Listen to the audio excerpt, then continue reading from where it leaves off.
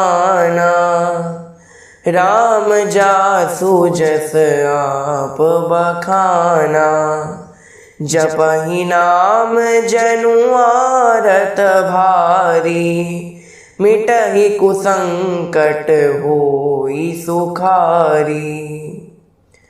बोलिए सियावर रामचंद्र भगवान की जय। बोली श्री भक्तवत्सल भगवान की जय।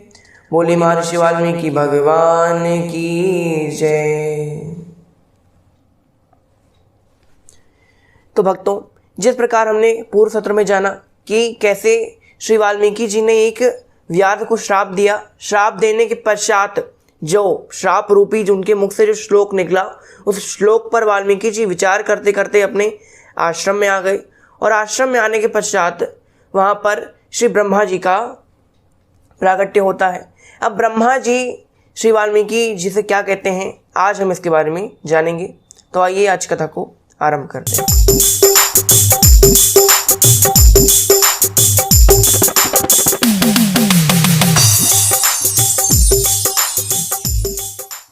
यहाँ पर जब ब्रह्मा जी का प्राकट्य हो गया, वाल्मीकि जी ने और उनके जो शिष्य थे भरद्वाज जी ने, दोनों ने ब्रह्मा जी को प्रणाम किया। इसके पश्चात ब्रह्मा जी ने स्वयं ही श्री वाल्मीकि जी से कहा कि वाल्मीकि, मैं जानता हूँ कि तुम किस दुविधा में फंसे हुए हो, तुम्हारे मन में अभी क्या चल रहा है। तुमने जो एक व्याध को श्राप दिया है, वो श्राप रूपी जो वाणी है वो श्लोक रूप में निकल गई। तो वो श्लोक रूप में तुम्हारे मुख से क्यों निकली है, अब मैं बताता हूँ। वो श्लोक रूप में जो वाणी थी वो स्वयं ही नहीं निकली, ये मेरी माया थी। मैंने स्वयं अपने जो शक्तियाँ थी उनके द्वारा तुम्हारे मुख से इस वाणी को अनायास निकलवाया है। अब यहाँ पर उन्होंने कहा क्यों, वाल्मीकि जी ने प्रश्न किया कि पितामह आपने ऐसा क्यों किया। तब यहाँ पर ब्रह्मा जी कहते हैं कि मैं चाहता था कि तुम भगवान श्री राम के चरित्रों का वर्णन, जिसके बारे में नारद ने तुमको बताया, मेरे पुत्र नारद ने, कि भगवान के राम के जो चरित्र हैं उनका वर्णन तुम करो। तो मैं चाहता था कि तुम इनका वर्णन अनुष्टुप छंद के श्लोकों में करो। यहाँ पर वाल्मीकि जी कहते हैं आपकी आज्ञा को अवश्य स्वीकार किया जाएगा। लेकिन जो नारद जी थे उन्होंने मुझे श्री राम के केवल संक्षिप्त जीवनी सुनाई, और आप कह रहे हैं कि मुझे उनका संपूर्ण जीवन चरित्र अपने शब्दों में, अनुष्टुप छंद में, संस्कृत में लिखना है, श्लोक रूप में। तो कैसे लिखूंगा। तब यहाँ पर ब्रह्मा जी कहते हैं कि जैसे मेरी माया से तुम्हारे मुख से एक श्लोक का प्रादुर्भाव हुआ, उसी प्रकार जब तुम अपनी लेखनी द्वारा एक पुस्तक पर भगवान राम के चरित्रों का वर्णन लिखने बैठोगे, तब तुम्हारे सामने जो भी भगवान श्री राम के जीवन से घटित जो भी चरित्र हैं, चाहे वो प्रत्यक्ष रूप में हो या अप्रत्यक्ष रूप में हो, यानी किसी का अगर कोई गुप्त चरित्र है या फिर प्रत्यक्ष चरित्र है, तो सभी चरित्र तुम्हारे समक्ष घटित होना प्रारंभ हो जाएंगे। और जो तुम लिखोगे वो 100% सही होगा, उसमें कहीं पर भी कोई गलती नहीं होगी, क्योंकि ये मेरा वचन है। ये मेरा वचन है कि तुम जो भी लिखोगे वो बिल्कुल सत्य होगा, उसमें कहीं पर भी एक माइनर मिस्टेक, बिल्कुल भी गलती नहीं होगी। तब यहाँ पर ब्रह्मा जी की आज्ञा को स्वीकार करके श्री वाल्मीकि जी रामायण की रचना करना अब प्रारंभ करते हैं। रामायण की रचना करते हैं। रामायण की रचना में सर्वप्रथम उन्होंने अयोध्या नगरी का सुंदर सा विवरण लिखा कि अयोध्या नगरी कहाँ है, कैसी है, किस तरह की उसकी सुंदरता है। तुलसीदास जी ने अपने शब्दों में अयोध्या नगरी का वर्णन किया है। क्या लिखा उन्होंने, जन्म भूमि मम पुरी सुहावनी, उत्तर दिशि वह सरजू पावनी।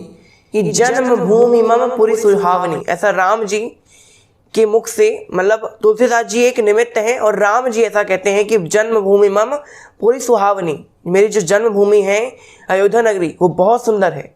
यहाँ पर सरयू जी का तट है। बहुत सुंदर सुंदर वर्णन तुलसीदास जी ने अपनी भाषा में किया है। और वाल्मीकि जी ने भी अपने श्लोकों में अयोध्या नगरी का पूर्ण वर्णन किया है कि अयोध्या नगरी में ऐसी ऐसी कई सारी विशेषताएं हैं। वहाँ के जो घर हैं वो बड़े विशाल हैं, बड़े सुंदर हैं। वहाँ के जो वृक्ष हैं फलदार हैं। इसके पश्चात वहाँ के जो नदी, तालाब, झरने हैं वो भी सुंदर हैं। और केवल इतना ही नहीं, वहाँ के रहने वाले जो निवासी हैं वो भी बड़े सभ्य हैं, शांत हैं और बड़े अच्छी तरह से रहते हैं। सब राजा की आज्ञा का पालन करते हैं, राजा को भगवान रूप मानते हैं।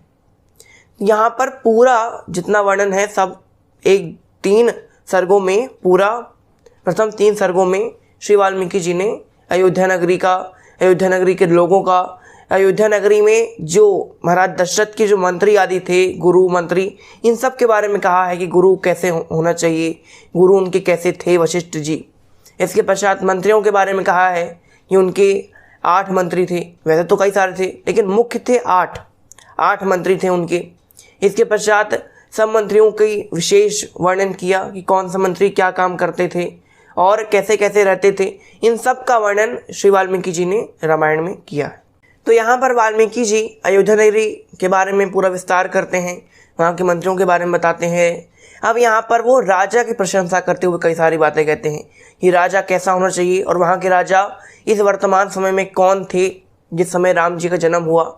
तो यहाँ बताते हैं कि राजा दशरथ जो आज के पुत्र हैं, वो राजा दशरथ उस समय उस नगरी के, अयोध्या नगरी के, जिस समय राम जी का जन्म हुआ तब वो उस नगरी के राजा थे।